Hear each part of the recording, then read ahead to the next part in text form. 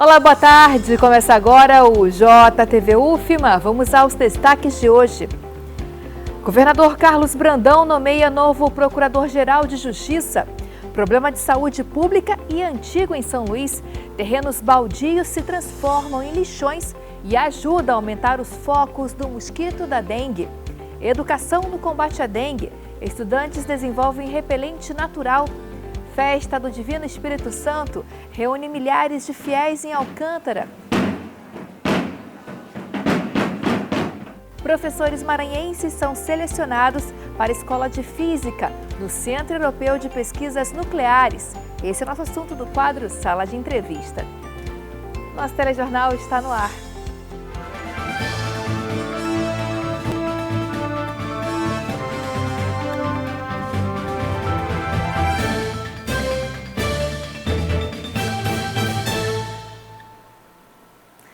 Terça-feira, 21 de maio, vamos aos destaques de hoje com um giro de notícias.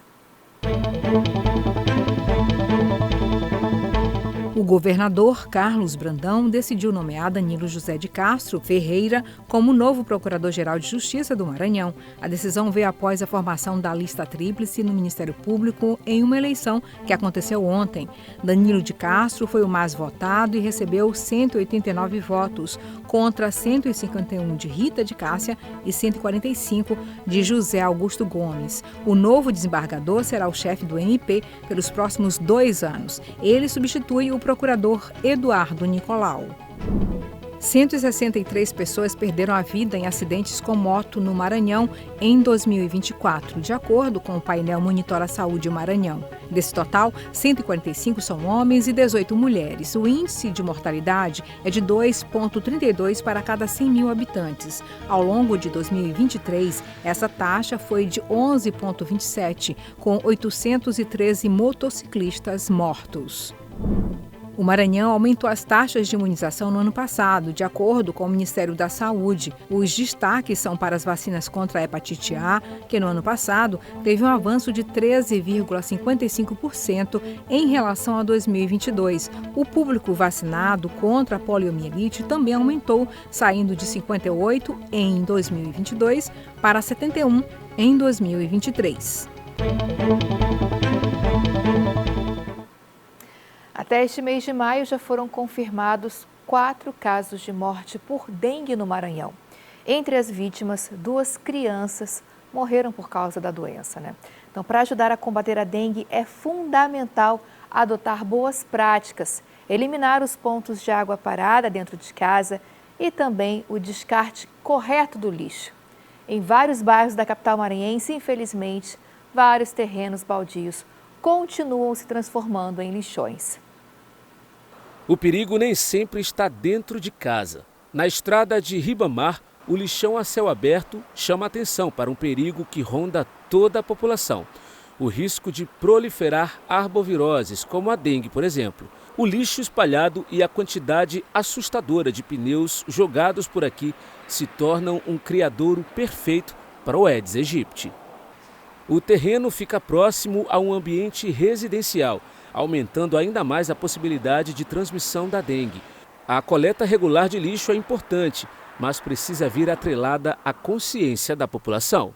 Há uma lei municipal que pune quem for flagrado descartando lixo de forma inadequada.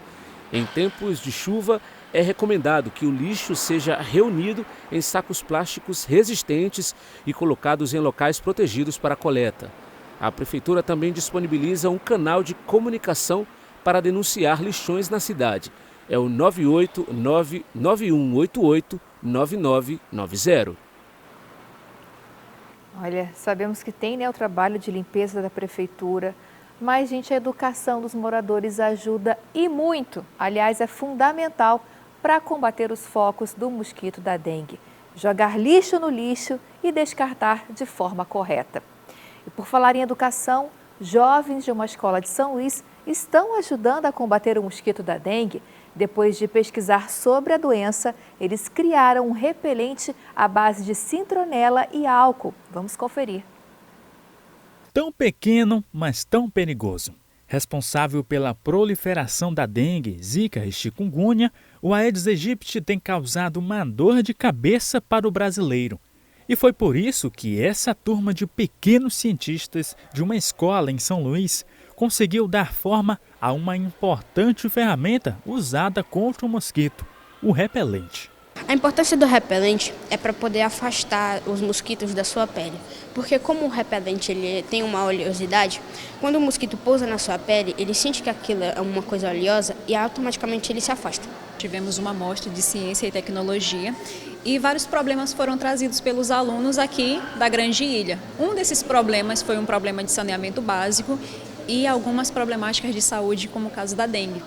E aí, quando eles nos trouxeram essa problemática da dengue, nós formamos vários projetos e um deles, que foi muito abrangente, muito aceito, né, os alunos conseguiram fazer com maestria, foi a produção do repelente com óleo essencial, né, e utilizando uma planta que a gente tem aqui na escola, que é a citronela.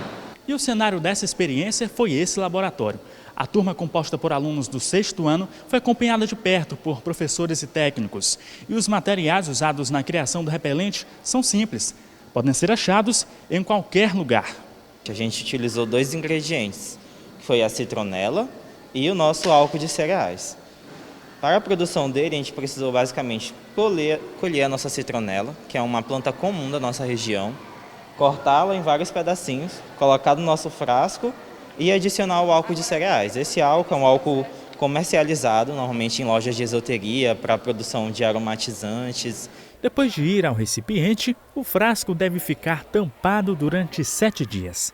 Passado esse tempo, a planta fica assim, sai do verde para o marrom. E o líquido está pronto para o uso e com a eficácia garantida.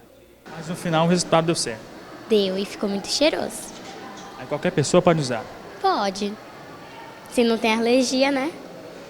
Pode. Essa eficácia é comprovada. Existem estudos tanto da Universidade Federal de Minas Gerais quanto do Instituto Federal de lá. E aí eles utilizam essa planta para repelir os mosquitos, não só a citronela, mas também o alecrim e a lavanda. E aqueles cuidados básicos contra o mosquito que a gente já conhece devem ser sempre relembrados. Não deixar água parada, estar em dia com a vacinação e também usar o repelente, que fica mais fácil quando dá para produzir em casa. Mas cuidado, em caso de alergia à planta usada na produção, o uso não é recomendado. Ela é confundida com o capim-limão. A diferença dela para o capim-limão se dá no cheiro, porque o capim-limão tem aquele cheiro mais ácido de limão e a citronela ela tem um cheiro mais amargo. Na cidade ela é vista como um mato, mas no interior ela é muito utilizada para a produção de repelente, mas também como um chá que ajuda na ansiedade, em dor de barriga, em outros efeitos que é utilizado no interior. E aqui a gente utiliza mais ela como um repelente mesmo, por causa da sua facilidade de ser encontrado e na facilidade de produzir o repelente dela. E para a turma que participou do processo, fica a boa experiência em contribuir com a saúde de todo mundo. Qualquer pessoa pode fazer, você compra o álcool de cereal e você pode achar em qualquer lugar folha ciclonela. E assim todo mundo fica protegido contra a dengue. Todo mundo. Parabéns para essa turminha de jovens cientistas ajudando a combater a dengue. Vamos mudar de assunto agora. Todos os anos, o festejo do Divino Espírito Santo reúne milhares de fiéis. A tradição ocorre em várias cidades do Maranhão. Na cidade de Alcântara, a festa sempre atrai vários visitantes. E o repórter Lucas Santos foi até Alcântara para mostrar essa tradição rica em religiosidade, cultura e história para a gente. Uma tradição que já acontece há mais de 150 anos. A maior manifestação cultural da cidade de Alcântara, a festa do Divino Espírito Santo.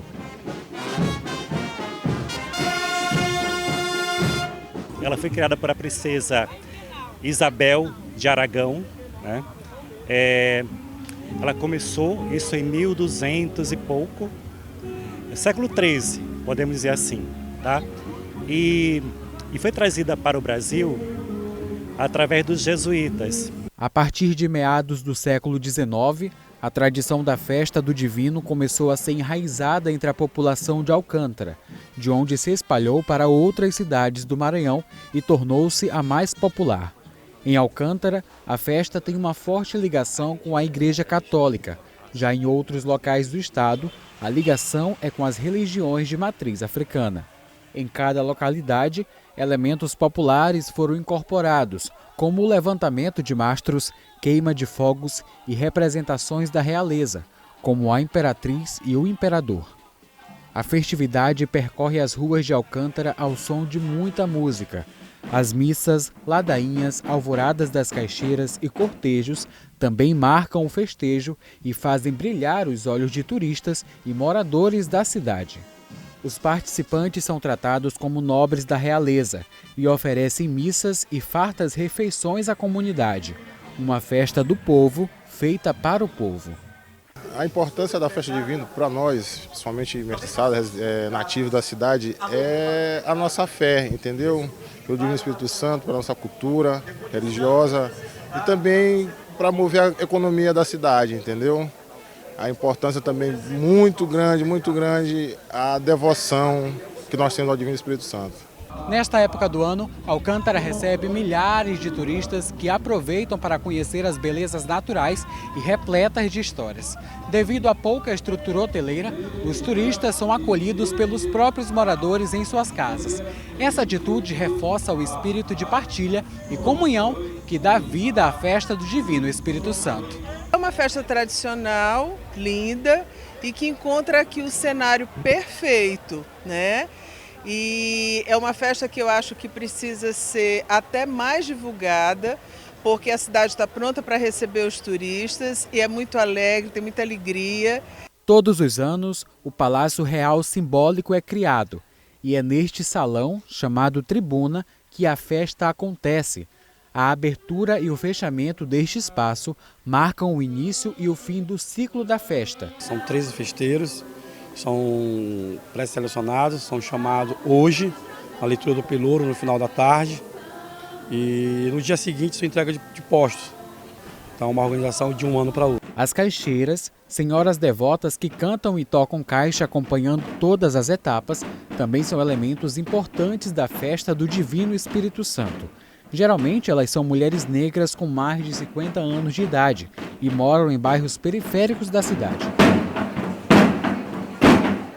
A festa do Divino Espírito Santo é uma tradição profundamente enraizada na vida dos alcantarenses.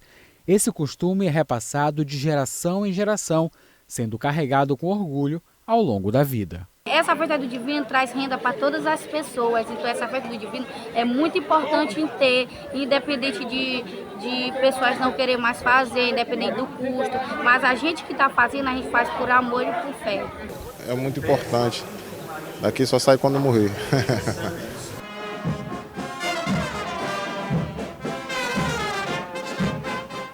Linda festa. Parabéns ao Lucas pela matéria. Olha, gente, 2 professores maranhenses foram selecionados para a Escola de Professores de Física no Centro Europeu de Pesquisas Nucleares. A escola tem 2 dependências, uma em Genebra, na Suíça, e a outra em Lisboa, Portugal.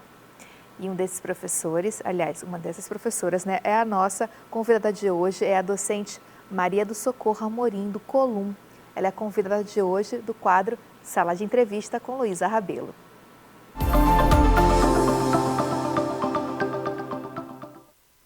Ampliar o estudo e a pesquisa no ambiente da física de partículas.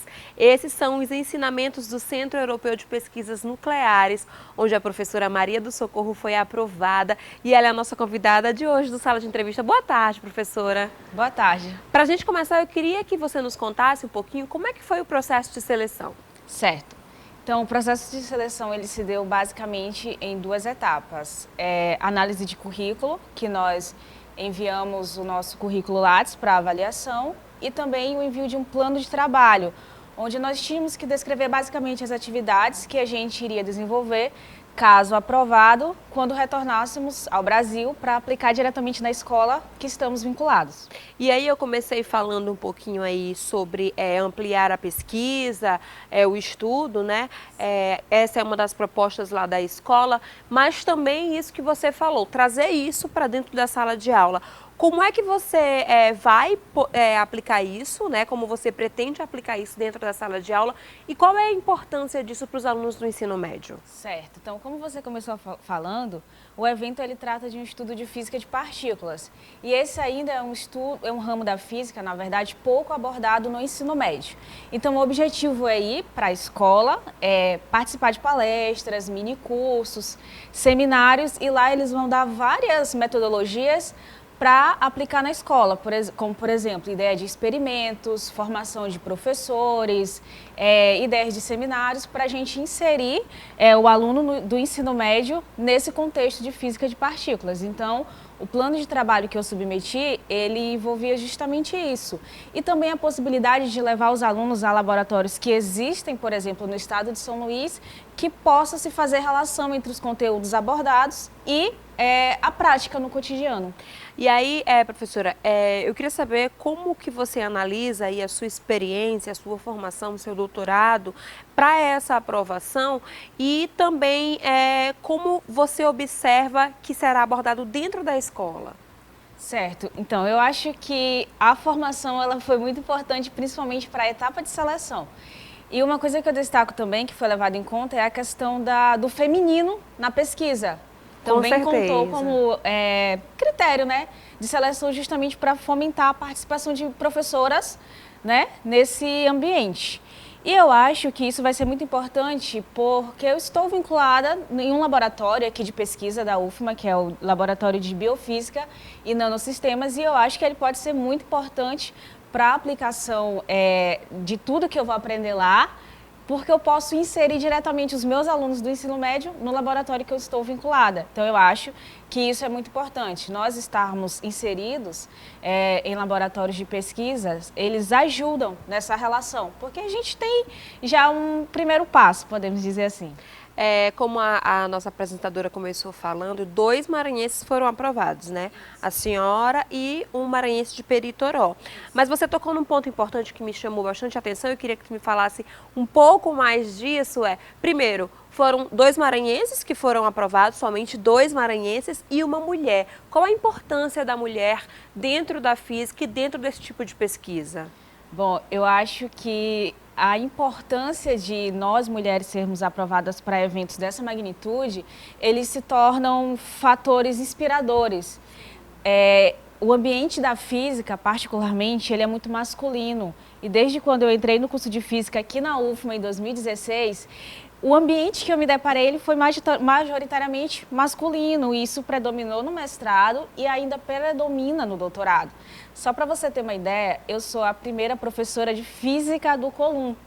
Então, isso, querendo ou não, inspira outras meninas, outras mulheres, porque quando eles me olham dando aula, ou quando eu estou nos laboratórios, quando eu estou ministrando palestras ou ministrando minicursos, uma menina que me vê, e isso já aconteceu, eu posso testemunhar, elas falam, nossa, eu acho que eu também consigo chegar no seu lugar. E eu acho que ser selecionada para um evento tão importante, ele vai se inspirar meninas, pesquisadoras, para mostrar que é capaz. E eu sou a prova viva disso, porque eu jamais imaginava que isso um dia poderia acontecer. Você vai no final de agosto, é isso? Como é que está o coração da professora? Ansiosa, até porque eu nunca fiz uma viagem internacional, né? Então eu estou muito ansiosa, acho que só vou acreditar mesmo quando eu estiver lá. Ainda mais se tratando do maior laboratório de pesquisa de física de partículas do mundo, então não é para qualquer coisa. E eu acho que, interrompendo um pouco a senhora, mostrar que a educação ela nos leva a lugares inimagináveis, né? Exatamente. Eu acho que eu esqueci de falar, mas eu posso reforçar agora que o critério zero, podemos dizer assim, para ser selecionada, está vinculada a uma escola de ensino básico. Então, eu entrei recentemente no Colum, faz apenas 7 meses, e me inscrevi na última hora, com um pouco de incerteza. Acho que tem tantas pessoas melhores que eu, com mais experiência, mas o Colum, e estar vinculado ao Colum, me possibilitou essa aprovação. E nada mais justo do que aplicar na escola que me deu a oportunidade, e é o meu grande objetivo, né? Com certeza é uma honra para a gente aqui da UFMA, é uma honra para o Colum, é uma honra para os maranhenses. Para a gente finalizar, eu queria que você deixasse um recado para as pessoas que nos assistem, principalmente para os alunos, né, para eles pensarem aí além dos limites. Com certeza. Então, o recado que eu deixo é que o estudo transforma vidas, e eu sou prova disso. Eu vim lá de Turiaçu, do Maranhão, e agora eu tenho a oportunidade de poder pisar no maior laboratório de pesquisa de física de partículas do mundo, e eu posso dizer que o estudo me possibilitou isso. Então, alunos, queridos alunos e alunas, estudem, aproveitem, aproveitem o máximo dos seus professores que estão ali justamente para isso. E aqueles que têm poderes, invistam na educação, porque transforma vida. O estudo transforma a vida. Eu acho que eu não seria nada sem o estudo. Não teria mestrado, doutorado e não seria professora do Colum. Então é isso. Eu sou suspeita para falar, mas quanto à educação, eu defendo com unhas e dentes. Então estudem, aproveitem as oportunidades que aparecerão certamente advindas do estudo. Professora, para a gente finalizar, eu queria lhe agradecer, né, pela sua contribuição aí na sociedade. Acho que suas falas aqui foram todas muito pertinentes e desejar boa sorte para você, que você volte, retorne para a gente com muito mais conhecimento. Parabéns, professora. Muito obrigada. Eu agradeço pela oportunidade de estar aqui, porque também levarei o nome da UFMA e do Maranhão, e isso para mim é uma grande honra. Agradeço muito. É isso, obrigada. Eu conversei com a professora Maria Socorro Amorim e Ana, eu volto contigo. Obrigada, Luísa. Obrigada, professora Maria Socorro. Parabéns pelo trabalho. Aqui na UFMA estamos muito orgulhosos. E o nosso telejornal termina por aqui, mas você pode rever nossas reportagens e entrevistas no YouTube e no Instagram da TV UFMA. Acompanhe também o resumo com as principais notícias do dia no programa Destaques JTV UFMA, às 18 horas. E hoje, na programação do seu canal de ideias, tem o programa Conceito, às 8h10 da noite, e o Sem Filtro, às 9h15 da noite. Uma ótima terça-feira para você.